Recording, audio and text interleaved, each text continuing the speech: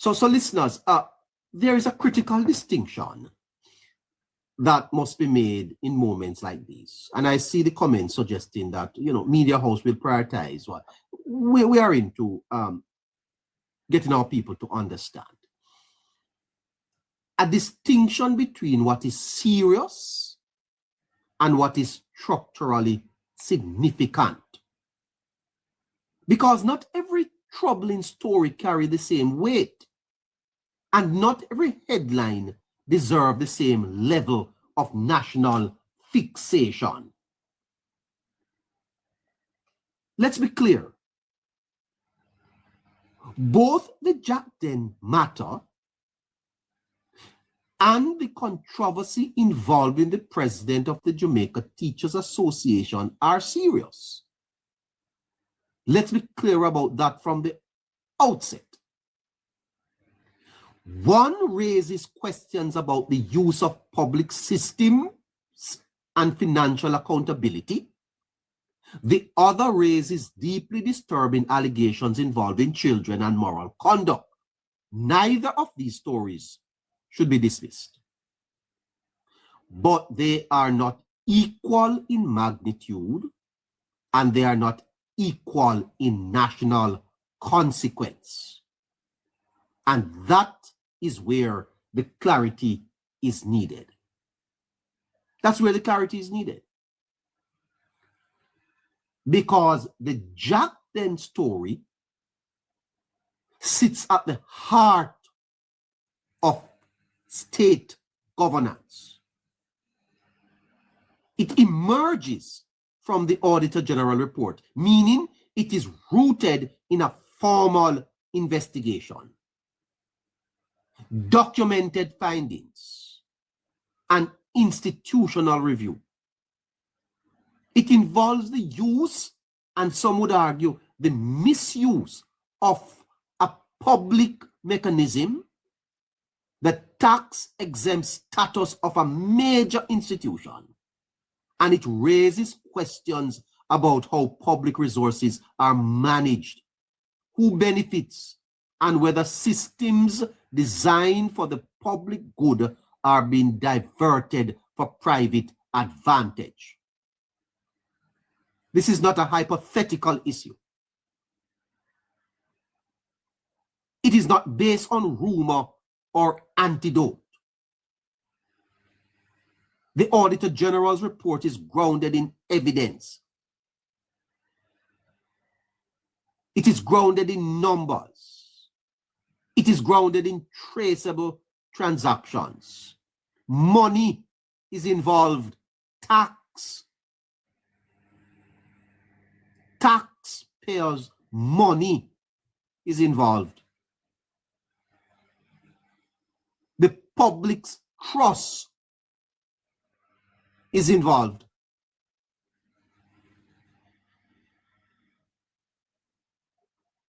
And critically, a sitting political figure is connected to the matter. And when you look at that combination, public funds, institutional systems, political actors, this is what elevates a story from controversy to national significance.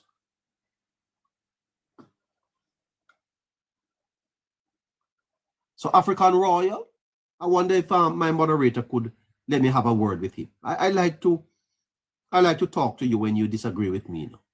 Let me talk to African Royal. You prepared, sir?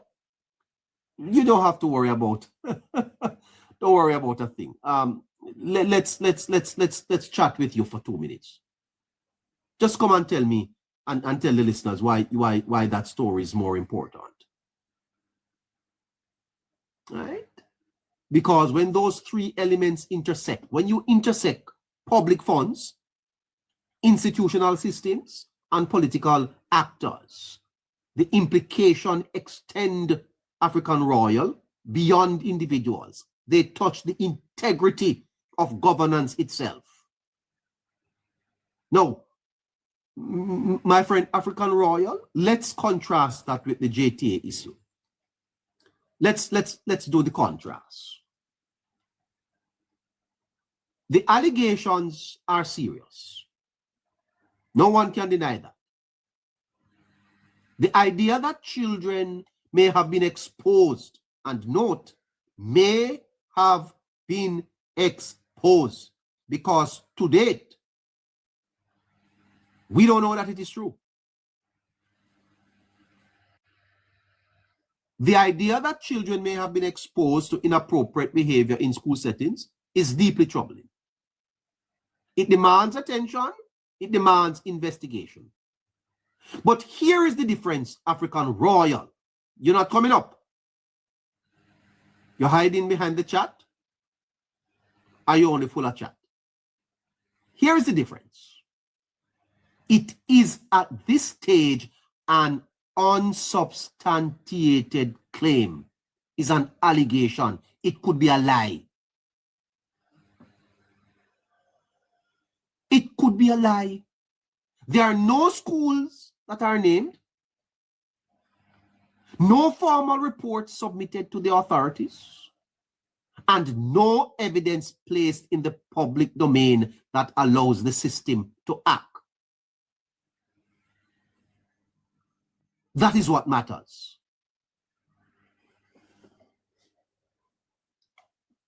Because in public life, seriousness alone is not enough to determine magnitude. Verifiable matters, or things that are verified, actionable matters, evidence matters. A story cannot be investigated until you provide the evidence. And when you can't, and when you have a story that you can't investigate, how does it carry the same weight as a story that you have the documents, the findings, and you can measure it? This is not about dismissing the JTA issue. It's about placing it in its proper category. That story needs to be placed on the back burner. And after tonight, if nothing else comes out of this matter, we're not discussing it here.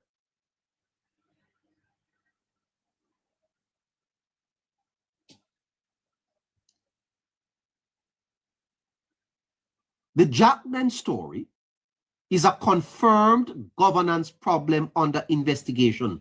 Big story. The other story is an allegation awaiting substantiation. To treat them as equal is to blur the lines between fact and claim, between evidence and assertion. And when those lines are blurred, public understanding suffers. And that's where the young professionals, in my view, made a little error.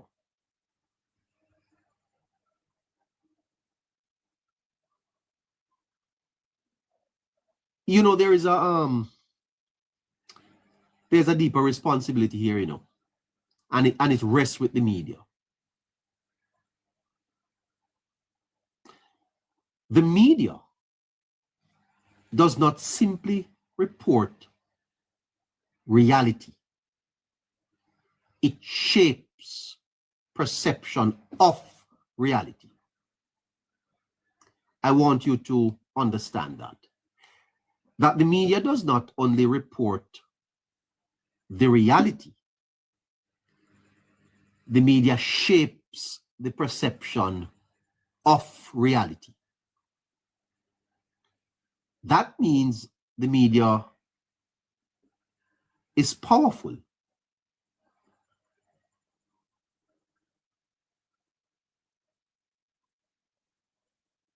But not every story should dominate the national space equally. Not every issue should be given the same sustained intensity of coverage. Part of the problem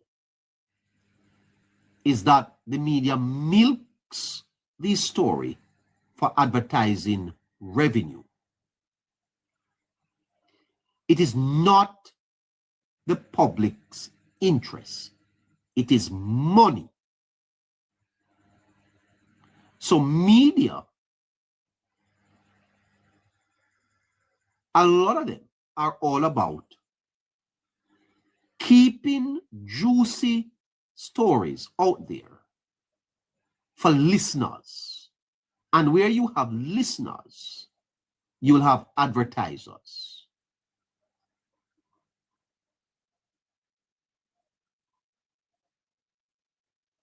Not every issue should be given the same sustained intensity of coverage. Some issues, you mention it in your newscast and leave it alone. Because attention is not neutral, you know. It directs public energy, public concern, and ultimately public judgment. And when disproportionate attention is given to a story that lacks actionable evidence, two things happen.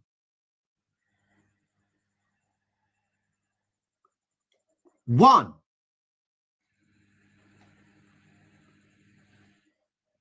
it creates noise without resolution.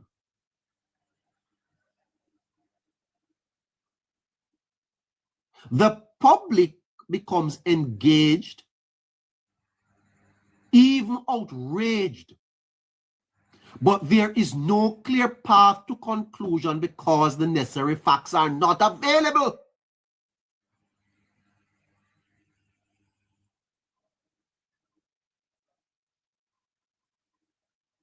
There is a subject in psychology that they call conditioning. And this is what is happening. We have successfully conditioned the people of Jamaica with noise, suggesting that something is happening of a magnitude, but at the end of the day, no facts are available to bring that matter to any conclusion. It's a waste of time.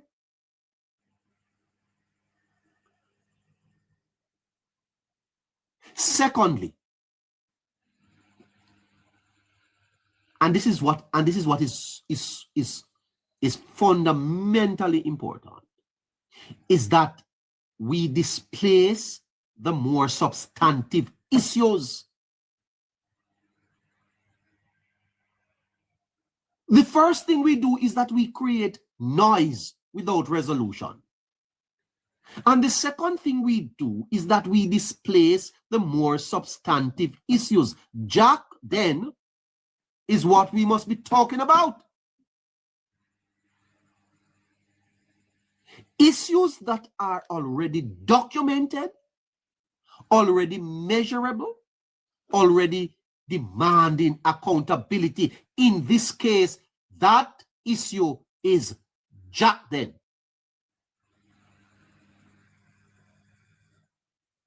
It is a matter involving public funds. It is a matter involving institutional systems and political accountability. And it should not be overshadowed by a story that at this stage cannot yet move beyond allegation. That is not good journalism. It is a misallocation of focus.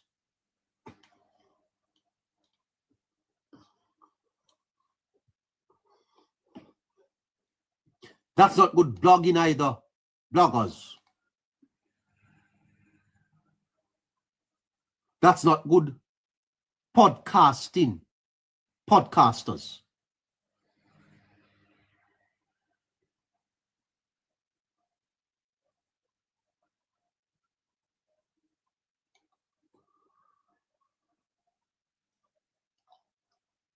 Now, let's be clear.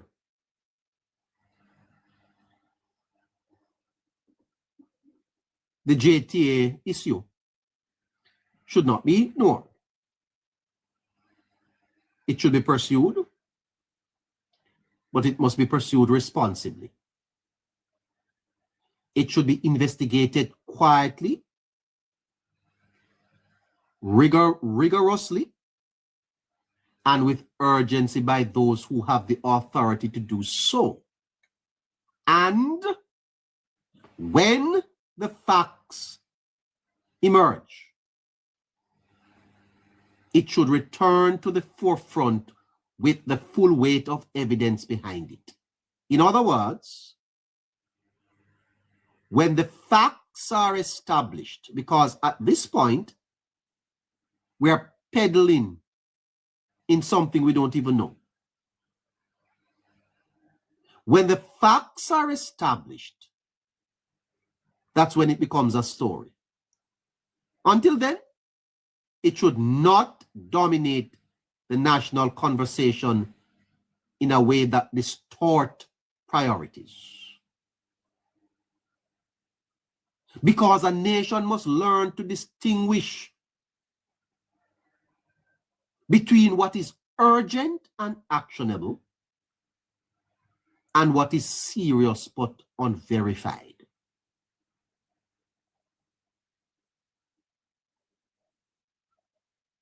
That distinction is the foundation of mature public discourse. At its core, listeners, this is about discipline. The discipline to focus on what can be proven, what can be acted upon, and what carries systemic consequences. The Jack Ben story meets all those thresholds. The JTA story at this moment does not. And so the call is not for silence. It is for balance. Let the JTA matter be investigated properly. But let the nation keep its eyes on the issues that strike at the core of governance.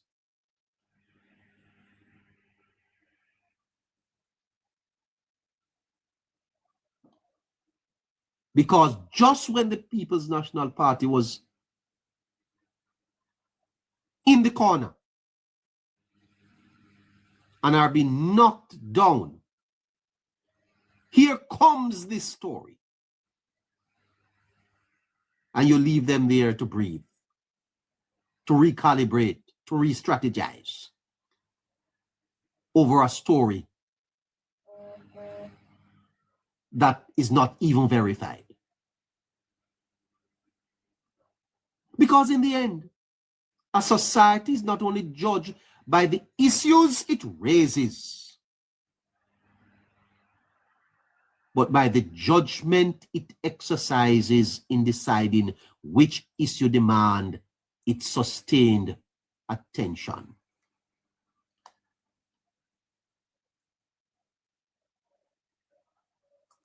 We can do better than this.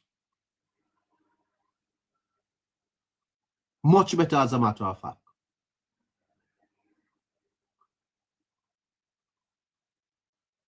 There are more important issues for us to discuss. Let's move on to those. Because this may very well be a classic distraction.